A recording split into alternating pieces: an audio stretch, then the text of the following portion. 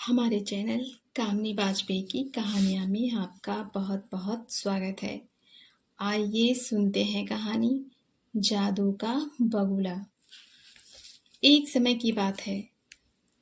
मोहन नाम का चरवाहा रायगढ़ के जंगलों में गाय चराने जाया करता था।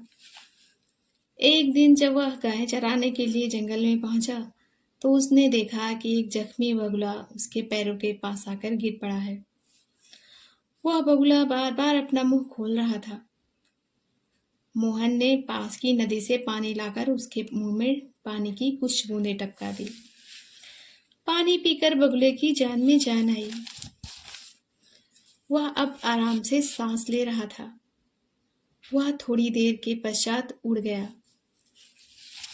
मोहन समझ गया था कि इस बगुले को किसी बाज ने जख्मी कर दिया है। मोहन को इस बात की खुशी थी कि उसके कारण किसी पक्षी की जान बच गई। कुछ दिनों के बाद ही मोहन का विवाह एक सुंदर लड़की से हो गया। उसका नाम सुहानी था।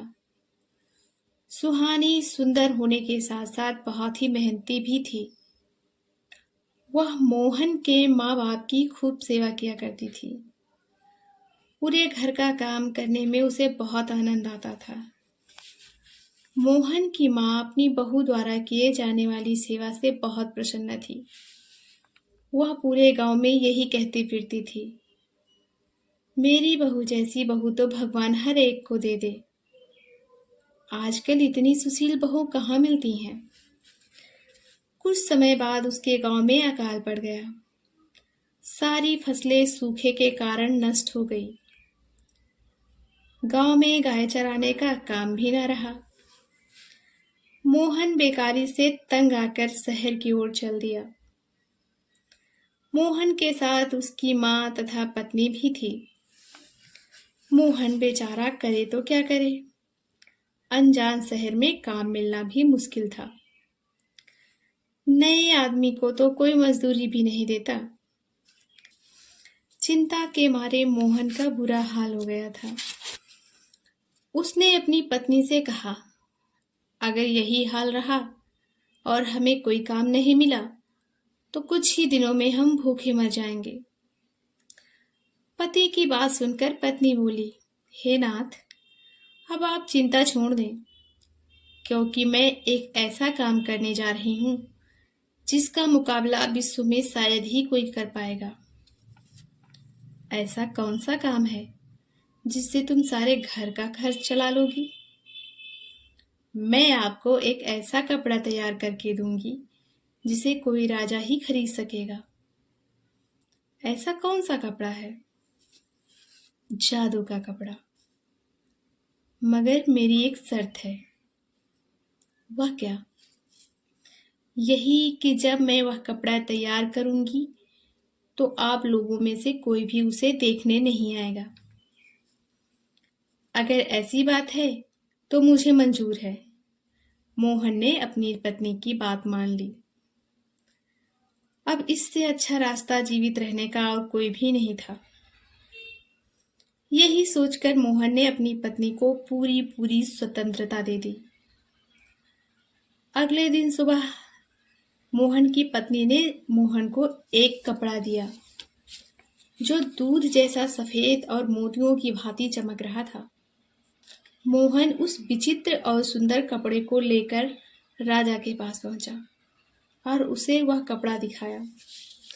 राजा ने उस कपड़े को बड़े आश्चर्य से देखा और फिर बोला, वाह वाह, बहुत सुंदर। हमने अपने जीवन में इतना सुंदर कपड़ा नहीं देखा। राजा बहुत खुश हुआ। उसने मोहन को बहुत सा इनाम देकर विदा किया और यह भी कहा कि इस तरह का कपड़ा और लेकर आए। अब तो मोहन का काम बहुत बढ़ गया था। वह अपनी पत्नी से कपड़ा लेकर राजा को दे आता और उसके बदले में ढेर सारा धन प्राप्त करता। उनका जीवन एक बार फिर से सुखी हो गया। उन्होंने काफी धन जमा भी कर लिया था। एक दिन मोहन के मन में विचार आया कि इस सुंदर कपड़े के रहस्य को छुपकर जाना जाए।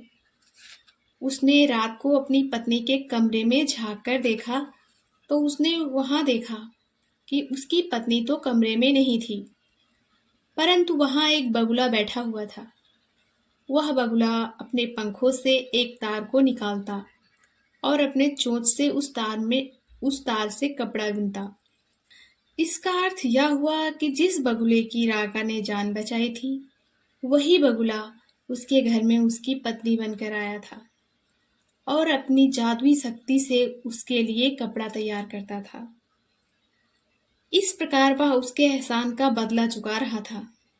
मोहन ने सोचा कि आजकल के इंसानों से अच्छे तो ये पशु पक्षी ही हैं, जो किसी का एहसान उतारने की पूरी पूरी कोशिश करते हैं। हमारी कहानी सुनने के लिए आपका बहुत बहुत धन्यवाद। हमारी कहानी आपको कैसी लगी, कमेंट करके ज़रूर बताएं। अगर आप हमारे चैनल पर नए हैं तो प्लीज़ लाइक, सब्सक्राइब और शेयर करें।